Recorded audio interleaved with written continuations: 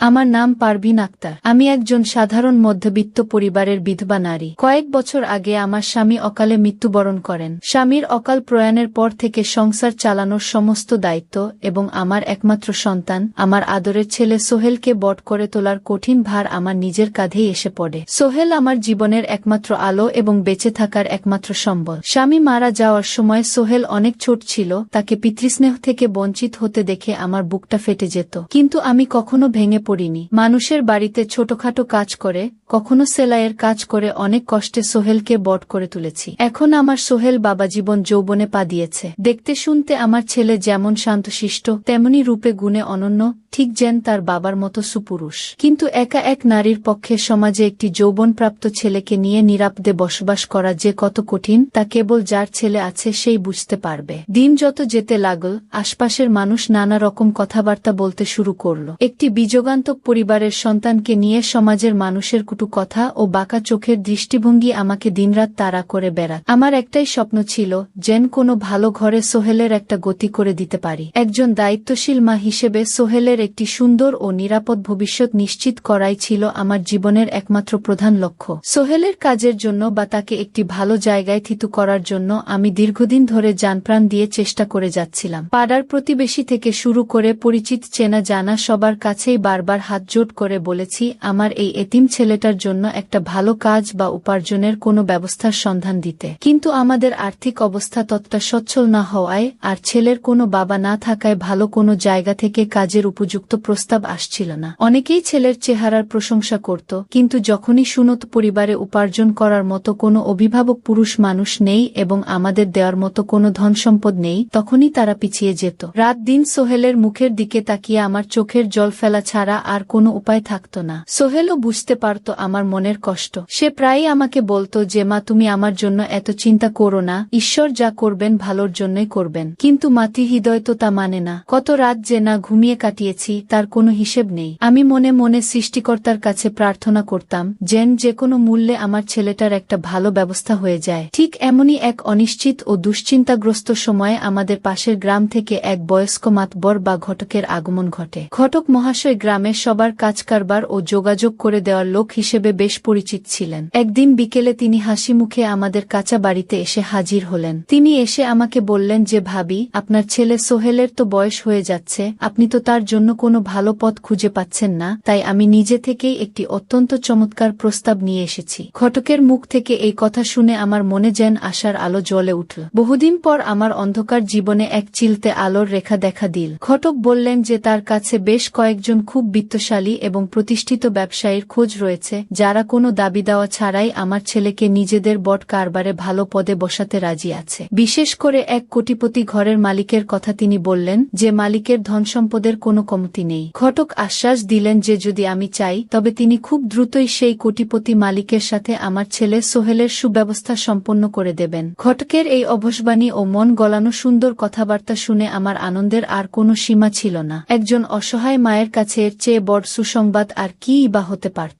আমি মনে মনে ভাবলাম যে যাক, অবশেষে আমার এতিম ছেলেটার ভাগ্য খুলতে যাচ্ছে। সোহেল যদি একটি ধনী আশ্রয়ে সুখে শান্তিতে দাঁড়াতে পারে, তবে আমার জীবনের সব কষ্ট সার্থক হবে। কিন্তু আমার এই ক্ষণিকের আনন্দ ও উচ্ছ্বাসের আড়ালে যে কত বড় মারাত্মক ষড়যন্ত্র লুকিয়েছিল তা আমি ঘুণাক্ষরেও টের পাইনি। আনন্দের আতিশয্যে যখন আমি ঘটককে জিজ্ঞেস করলাম যে এত বড় একটা উপকারের বিনিময়ে আপনাকে আমার কত টাকা দিতে হবে, কারণ আমার কাছে তো বেশি টাকা পয়সা নেই, তখন ঘটক এক অদ্ভুত, গভীর ও ধূর্ত হাসি হাসলেন। তার সেই হাসির মধ্যে যেন লুকিয়েছিল এক গোপন কামনার ইঙ্গিত। তিনি বললেন যে ভাবি, আমার টাকা পয়সার কোনো প্রয়োজন নেই, টাকা পয়সা তো অনেকেই দিতে পারে, কিন্তু আমার চাওয়াটা একদম ভিন্ন প্রকৃতির। ঘটকের এমন অস্পষ্ট ও রহস্যময় কথা শুনে আমি কৌতূহলী ও কিছুটা শঙ্কিত হয়ে পড়লাম। আমি তাকে সরাসরি জিজ্ঞেস করলাম যে আপনি যদি টাকা পয়সা না চান, তবে অন্য কি চান যা আমার মতো এক নিঃস্ব বিধবা নারীর পক্ষে দেওয়া সম্ভব? ঘটক তখন এক অদ্ভুত সংবেদনশীল ও কুৎসিত দৃষ্টিতে আমার দিকে তাকিয়ে রইলেন। তার চোখের দৃষ্টি আমার আঁচল ডিঙিয়ে যেন ভেতরের গোপন বাকগুলোকে মেপে নিচ্ছিল। তিনি মৃদু স্বরে বললেন যে আপনার কাছে যে অমূল্য সম্পত্তি রয়েছে সেটাই আমি চাই। চাই। আপনি তো এখনো অসম্ভব রূপবতী ও যুবতী, আপনার ভরাট শরীর ও উছলে পড়া যৌবনের আকর্ষণ এখনো এক ফোঁটাও কমে যায়নি। যদি আপনি আপনার ছেলেকে ওই কোটিপতি পরিবারে সুখে শান্তিতে প্রতিষ্ঠিত দেখতে চান, তবে তার বিনিময়ে আপনাকে 7 দিন আমার কাছে নিজেকে বিলিয়ে দিতে হবে,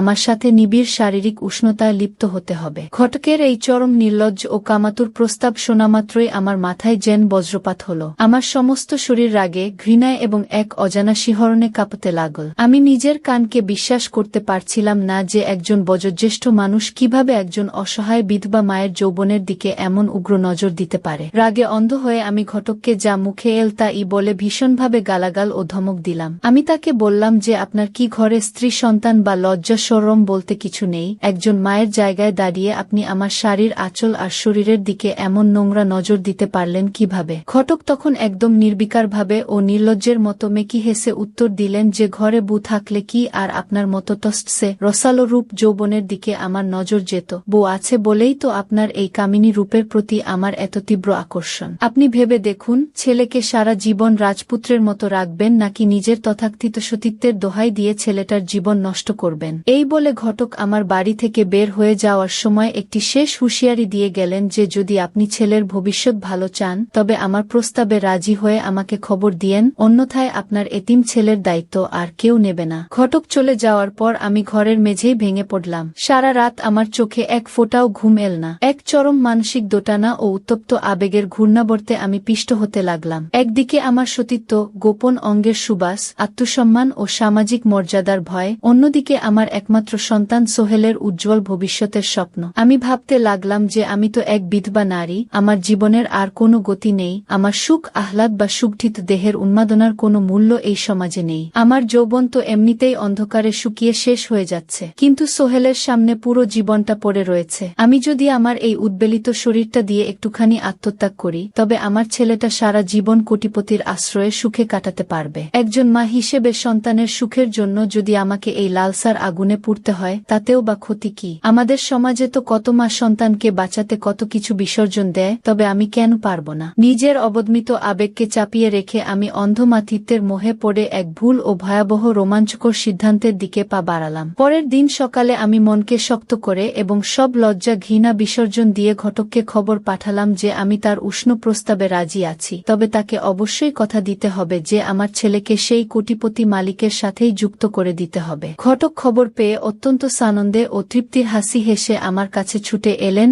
এবং আমাকে শত আশ্বাস দিলেন যে কাজ শেষে তিনি অবিলম্বে সব ব্যবস্থা করবেন। এরপর শুরু হলো আমার জীবনের সবচেয়ে অন্ধকার, নিঃসঙ্গ অথচ এক অদ্ভুত গোপন উত্তেজনায় ঘেরা কলঙ্কিত অধ্যায়। দীর্ঘ 5 থেকে 6 দিন ঘটকের গোপন লালসা ও শারীরিক মেলামেশার নিবিড় স্পর্শের মধ্যে আমাকে দিন কাটাতে হলো। প্রতিটা মুহূর্ত আমার কাছে যেমন লজ্জার মনে হতো, তেমনি এক বিষাদময় শারীরিক আকর্ষণের টানে নিঃশ্বাসের ওঠানামা সহ্য করতে হতো। কিন্তু ছেলে সোহেলের সুন্দর ভবিষ্যতের কথা চিন্তা করে আমি চোখের জল গিলে সেই কামাতুর নির্যাতন সহ্য করে গেলাম। কিন্তু দিনগুলো পার হওয়ার পর যখন আমি ঘটককে সেই কাজের চূড়ান্ত তারিখ ও মালিকের কথা জিজ্ঞেস করলাম, তখন ঘটকের আসল রূপ বেরিয়ে এল। ঘটক অত্যন্ত ঠান্ডা মাথায় আমাকে জানিয়ে দিলেন যে তিনি নাকি এখনো উপযুক্ত কোনো ভালো কাজের সন্ধানই পাননি। তার এই কথাটি শোনামাত্রই আমার পায়ের নিচের মাটি সরে গেল। আমি বুঝতে পারলাম যে আমি এক মারাত্মক প্রতারণা ও চালিয়াজতির শিকার হয়েছি। ঘটক আমার চরম অসহায়ত্ব এবং মাতৃত্বের দুর্বলতাকে কাজে লাগিয়ে কেবল নিজের গোপন কামভাব চরিতার্থ করেছে,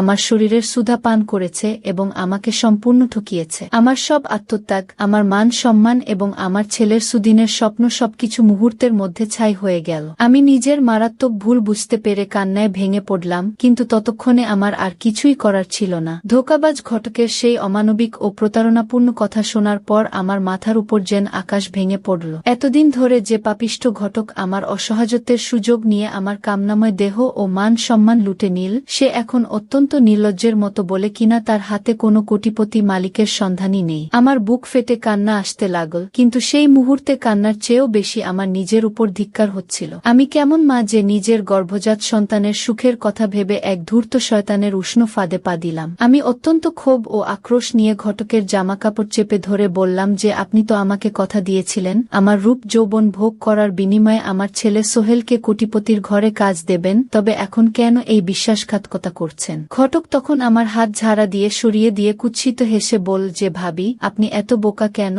দুনিয়ার খবর কি আপনি রাখেন না? কোনো কোটিপতি কি আর আপনার মতো এক নিঃস্ব বিধবার ছেলেকে বিনা স্বার্থে কাজ দেবে? আমি তো শুধু আপনার এই ভরপুর যৌবনের মধু কিছুদিন আস্বাদন করার জন্য ওই মিথ্যা গল্পটা বানিয়েছিলাম। ঘটকের মুখ থেকে এই চরম নির্মম সত্যিটা শোনার পর আমার শরীরের সমস্ত রক্ত যেন হিম হয়ে গেল। আমার ইচ্ছা করছিল তখনই একটা বটি নিয়ে এসে ওই পাষণ্ড শয়তানটাকে টুকরো টুকরো করে কেটে ফেলি, কিন্তু আমি এক অবলা ও একাকী নারী, সমাজে আমার কোনো শক্তি বা ক্ষমতা নেই। আমি চিৎকার করে তাকে গালি দিতে লাগলাম, কিন্তু সে কোনো পরোয়া না করে এক প্রকার বিজয়ীর হাসিতে মুখ ভরিয়ে আমাদের বাড়ি থেকে হেঁটে বের হয়ে গেল। সে যাওয়ার সময় বলে গেল যে যদি এই গোপন সম্পর্কের কথা গ্রামের কাউকে জানান তবে আপনার ও আপনার ছেলের সমাজে বাস করা হারাম হয়ে যাবে। আমি ঘরের এক কোণে লুটিয়ে পড়ে অঝরে কাঁদতে লাগলাম। আমার মনে হতে লাগল যে আমি তো শুধু আমার মান সম্মান ও সতীত্ব হারাইনি, বরং আমার নির্দোষ ছেলে সোহেলের ভবিষ্যৎকেও এক চরম অন্ধকার ও কলঙ্কের মুখে ঠেলে দিয়েছি। নিজেকে খুব অপরাধী ও পাপী মনে হতে লাগল। যে অন্যায় ও পাপ আমি করেছি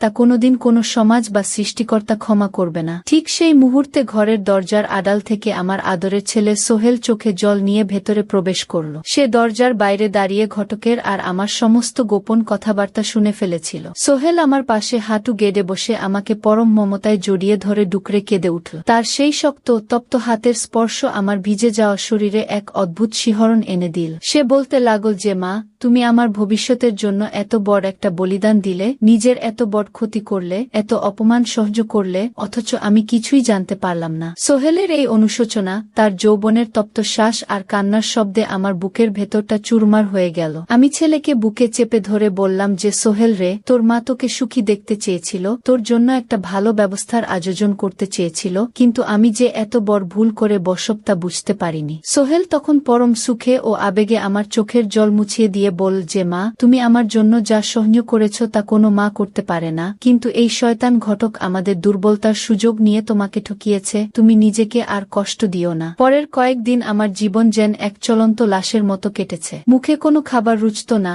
রাতে ঘুম আসত না। সর্বক্ষণ মনে হতো যে যদি গ্রামের মানুষ এই অনৈতিক মেলামেশার কথা জানতে পারে তবে আমাদের মুখ দেখানোর মতো কোনো জায়গা থাকবে না। সমাজ আমাদের একঘরে করে দেবে আর আমার নিষ্পাপ ছেলে সোহেলের কোনোদিন কোনো গতি হবে না। তবে মনে মনে আমি একটা শক্ত সিদ্ধান্ত নিলাম। আমি ভাবলাম যে আমার মতো আর কোনো অসহায় বিধবা নারী বা মা যেন এমন প্রতারক ও কামুক ঘটকের পাল্লায় পড়ে নিজের অস্তিত্ব ও সতীত্ব নষ্ট না করে। এই সমাজ হয়তো বিধবা নারীদের করুণার চোখে দেখে, কিন্তু তাদের উন্মুক্ত রূপকে যে পদে পদে স্বীকার করার জন্য কত শকুনের মতো মানুষ বসে আছে তা আমি হারে হারে টের পেয়েছি। তাই আমি ঠিক করলাম যে এই অন্যায়ের বিরুদ্ধে আমার নিজের মুখ খুলতেই হবে, নিজের ভুল স্বীকার করে হলেও অন্য মায়েদের সতর্ক করতে হবে। আমি বুঝতে পেরেছি যে কপালে যা লেখা আছে তাই হবে। কোনো ভণ্ড ঘটকের কথায় প্রলুব্ধ হয়ে বা কোনো মিথ্যা কোটিপতির আশায় পড়ে নিজের সতীত্ব, শরীর ও আত্মসম্মান বিসর্জন দেওয়া জীবনের সবচেয়ে বড় ভুল। যদি কোনো ছেলের কপালে উন্নতি লেখা থাকে তবে সাধারণভাবেই তা হবে। তার জন্য কোনো মাকে নিজের গোপন শরীর বিসর্জন দিতে হয় না। আমার এই করুণ অভিজ্ঞতা থেকে আমি সমাজের সমস্ত বোন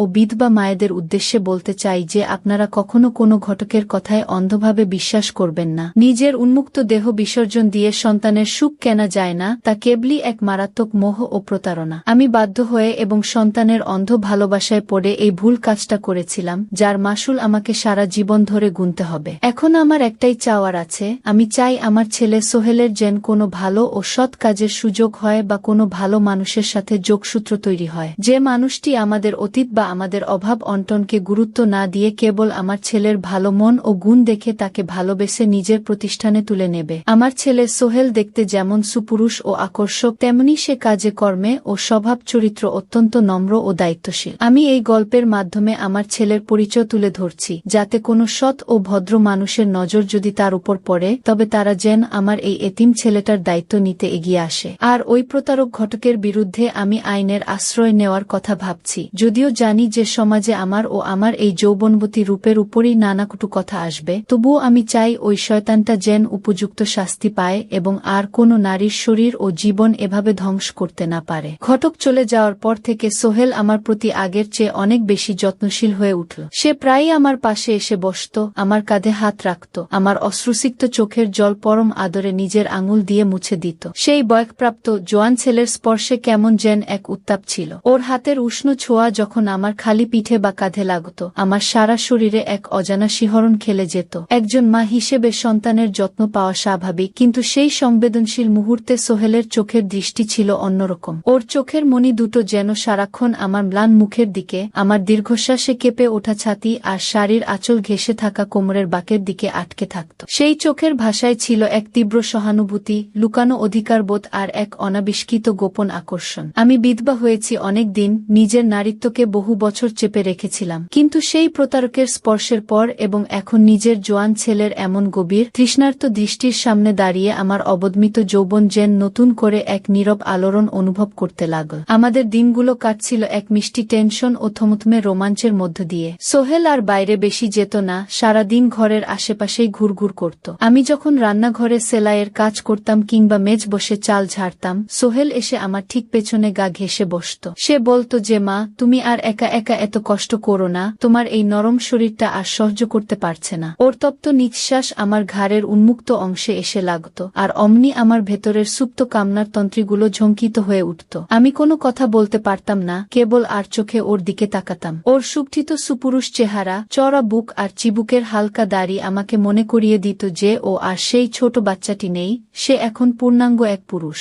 আমাদের চোখে চোখে অনেক কথা হতো, যা মুখে প্রকাশ করার ভাষা কোনো অভিধানে ছিল না। প্রতিবার ওর হাত যখন অসাবধানে আমার হাতের উপর বা শাড়ির সীমানা স্পর্শ করত, আমাদের দুজনেরই বুকের স্পন্দন দ্রুত হয়ে যেত, নিঃশ্বাস ঘন হয়ে আসত। এক রাতে বাইরে মুষলধারে বৃষ্টি হচ্ছিল। টিনের চালে ঝুমঝুম শব্দে বৃষ্টি পড়ার সেই মাতাল করা রাতে ঘরের বাতাসটা ছিল ভারী ও ঠান্ডা। আমি একটি মাত্র লণ্ঠন জ্বালিয়ে মেঝের উপর শুয়েছিলাম। আমার পরনে ছিল একটি সাধারণ সুতির শাড়ি আর হালকা ব্লাউজ। ঠান্ডার কারণে শাড়ির আঁচলটা কিছুটা সরে গিয়েছিল। হঠাৎ বিজলি চমকাতেই আমি দেখলাম সোহেল বিছানা থেকে উঠে এসে আমার ঠিক পাশে হাঁটু গেড়ে বসেছে। ওর চোখে ছিল এক গভীর উন্মাদনা আর গোপন আকুলতা। সে মৃদু গলায় বলল যে, মা, তোমার খুব ঠান্ডা লাগছে তাই না? আমি কি তোমার পাশে একটু শুতে পারি? তোমাকে একটু আগলে রাখতে পারি? ওর এই কথার মধ্যে কোনো ছলনা ছিল না, ছিল এক আদিম ও শাশ্বত আশ্রয়ের আকুতি। আমি ওর দিকে তাকালাম। ওর চোখ দুটি লণ্ঠনের আলোয় চকচক করছিল। আমি না বলতে পারলাম না, কেবল আলতো করে মাথা নাড়লাম। সোহেল আস্তে করে আমার পাশে শুয়ে পড়ল।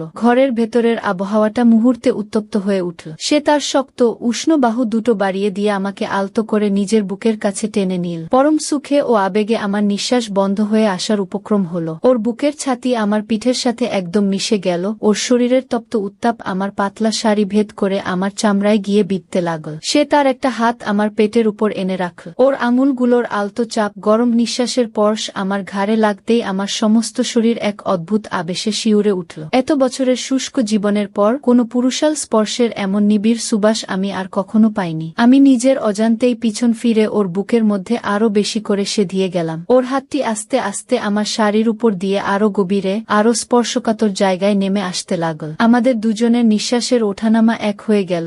সারা ঘরে কেবল বৃষ্টির শব্দ আর আমাদের ঘন ঘন শ্বাস প্রশ্বাসের শব্দ ঝঙ্কিত হতে থাকল। সেদিন রাতে আমাদের মধ্যে সরাসরি কোনো অনৈতিক সীমান্ত অতিক্রম হয়নি, কিন্তু যা হয়েছিল তা ছিল সূক্ষ্ম ডাবল মিনিং, গোপন লালসা আর এক সুগভীর সংবেদনশীল শারীরিক আকর্ষণের চরম রূপ। সোহেল সারা রাত আমাকে নিজের বুকের মাঝে জড়িয়ে ধরে রাখল। ওর ঠোঁট দুটো আমার কপালে, গালে আর ঘাড়ের তিলটার উপর আলতো করে চেপে বসে রইল। ওর স্পর্শে কোনো তাড়াহুড়ো ছিল না, ছিল এক অদ্ভুত রসালো ও ইন্দ্রিয় সূক্ষ্ম অনুভব। আমি অনুভব করলাম আমার পেটের ভেতর এক মাতাল করা উত্তেজনার ঢেউ খেলে যাচ্ছে, যা আমাকে এক নতুন পৃথিবীর সন্ধান দিচ্ছে। একজন সন্তান তার মায়ের সুরক্ষাকর্তা হতে গিয়ে কিভাবে সেই মায়াবী রূপ যৌবনের মোহে জড়িয়ে পড়ল, আর একজন মা কিভাবে তার জীবনের সমস্ত শূন্যতা ভুলে নিজের গর্ভজাত পুরুষের উষ্ণতায় নিজেকে সঁপে দিল, তা কেবল সেই নিঝুম রাতের অন্ধকারই প্রত্যক্ষ করেছিল। সকাল হওয়ার পর আমাদের জীবনের আমেজটাই পুরো বদলে গেল। সকালে যখন আমি ঘুম থেকে উঠলাম, সোহেল তখনও আমাকে জড়িয়ে ধরে ঘুমাচ্ছিল। ওর মুখটার দিকে তাকিয়ে আমার মনে হলো আমার জীবনের সব দুঃখ যেন এই মিষ্টি টেনশন আর গোপন সম্পর্কের অনুভূতির কাছে হেরে গেছে। আমি আস্তে করে ওর হাতটি আমার কোমর থেকে সরিয়ে রান্নাঘরে গেলাম। কিন্তু এখন আর আগের মতো সেই লজ্জাবোধ বা ভয় ছিল না, বরং ছিল এক গোপন শিহরণ আর মিষ্টি রোমাঞ্চ। দুপুরে যখন আমি গোসল করে চুল শুকাচ্ছিলাম, সোহেল এসে পেছন থেকে আমার ভেজা চুলগুলো হাত দিয়ে সরিয়ে দিল। সে আমার ভিজে যাওয়া শাড়ির আঁচল টেনে ধরে বলল যে, মা, তোমাকে আজ এত অপরূপ আর টাস্টসে লাগছে কেন? ওর মুখের এই ডাবল মিনিং রসালো কথা শুনে আমার মুখ লাল হয়ে উঠল। আমি মৃদু হেসে ওর বুকে একটি আলতো চাপ দিয়ে বললাম যে তুই দিন দিন খুব পাকা হয়ে যাচ্ছিস সোহেল। এই গোপন টান, চোখের ভাষা আর অঘোষিত শারীরিক আকর্ষণ আমাদের সম্পর্কের মূল চালিকাশক্তি হয়ে দাঁড়াল। সমাজ আমাদের কি বলবে, লোকে কিভাবে দেখবে, সেই ভয় যেন বৃষ্টির জলের সাথে ধুয়ে মুছে গেছে। আমরা বুঝেছি এই নিরবচ্ছিন্ন ভালোবাসার বন্ধন, এই স্পর্শের রোমাঞ্চই আমাদের বেঁচে থাকার নতুন রসদ। ঘটকের প্রতারণা আমার জীবনকে অন্ধকারে ঠেলে দিয়েছিল ঠিকই, কিন্তু সেই অন্ধকারই আমাকে আর সোহেলকে এক সুখবীর, সংবেদনশীল ও স্পর্শকাতর সম্পর্কের সোপানে এনে দাঁড় করিয়েছে।